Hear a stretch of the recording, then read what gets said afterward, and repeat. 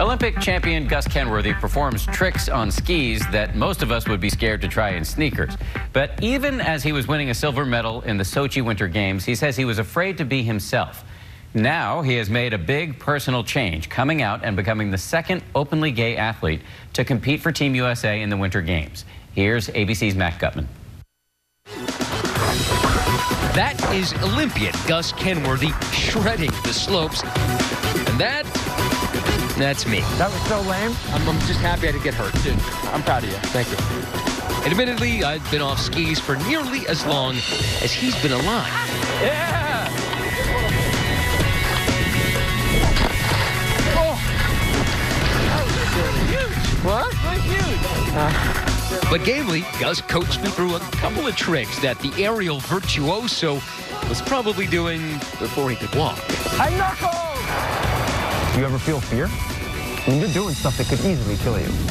Yeah, for sure. I think, like, anyone that says that does this sport, like any action sport really, and says that they have no fear is either lying or they're, like, insane. Gus's jumps typically catapult him 70 feet into the air, upside down, backwards. In a left, triple court 1440, Gus Kenworthy back. What? But Gus's most courageous move arguably came off the slopes. You see, next month, Gus Kenworthy will make history, becoming one of the first openly gay U.S. male athletes to compete at the Winter Games. I feel like I'm representing the LGBT community, and I want to do well for them. Will we see the triple from Kenworthy? He wants it! We first met Gus as the baby-faced heartthrob who burst into our lives at the Sochi Winter Games in 2014 and that silver medal in slopestyle skiing. A score of 93.60 for Gus Kenworthy. Take me back to Sochi in 2014. What was that like for you? It was like nothing I'd ever experienced before. I didn't really know what I was getting myself into. And viral fame soon followed when he came back to the U.S. with more than just his silver medal. He helped rescue 5 furry friends. I'm so stoked. Some of the hundreds of stray dogs swarming Sochi, tweeting puppy love is real to puppies. And with that, the Olympian seemed to steal the hearts of America. Things seemingly couldn't get better. But away from the bright lights, Gus says he was actively concealing his real life from the world. I was definitely forced to kind of compartmentalize all these different aspects of my life because I was considering coming out. Ultimately, I don't think it would have been the right decision. Just after the 2014 Games, he revealed his celebrity crush was Miley Cyrus. The Olympics even tweeted to her, "Will you be my Valentine?" Cyrus tweeting back, "Hearts melt into 1,001 pieces." It was like when I was like, I need to like figure out what's going on in my life because I don't want to be like lying in interviews anymore. I've known that I was gay since I was like 5 years old.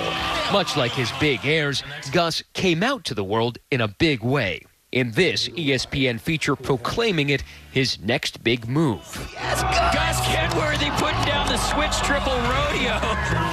For the longest time, I didn't think I was going to tell anybody.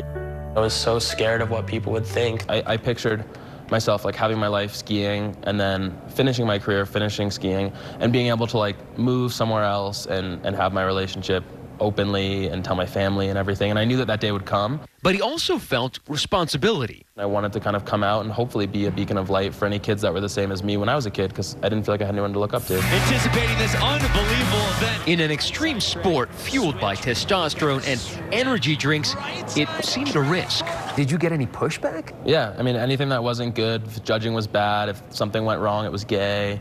Fag would get thrown around. If anybody said anything like positive to you, then they had to be like no homo after it. There was just kind of like this sort of homophobic atmosphere that I sensed and thought I was going to be coming out into. And there was people that said nasty things for sure, but I think like overwhelmingly the majority was positive and supportive. Now he's gracing magazine covers, but coming out posed clear risks in his world of extreme sport. I was fearful that I was going to lose sponsors, make myself less marketable for future sponsors, and it's been the complete opposite effect. He won even more fame and fans and became even more attractive to sponsors, like Head & Shoulders. My shoulders carry more than my country's pride. They carry my community's pride. Gus took me to the place he felt most comfortable, on skis, on the snow, a place I hadn't been to again since he was a toddler. This is a dream. Not everybody gets to ride on a lift with the greatest slopestyle skier in the world. I don't know, wow, that's a title I don't know if I'd give to myself, but I appreciate it. On the slopes, he's a savant, doing backwards what many of us can't do forwards, all of which make his accomplishments here on the slippery white stuff even more impressive. You got a silver medal in Sochi, which is pretty darn good. Mm-hmm. But you were thinking about coming out, like during the runs and during that whole period? This was sort of living in the back of your head? Kind of. I mean, ultimately, ultimately it wasn't the time. Like I hadn't even told my mom I was gay. I hadn't told my dad, my brothers. It would have been like a shock to the world, but it also would have just been a shock to my family. And I think it would have then completely overshone my medal and my skiing success. Gus will be only the second openly gay U.S. athlete in the upcoming Winter Games, a first ever for Team USA.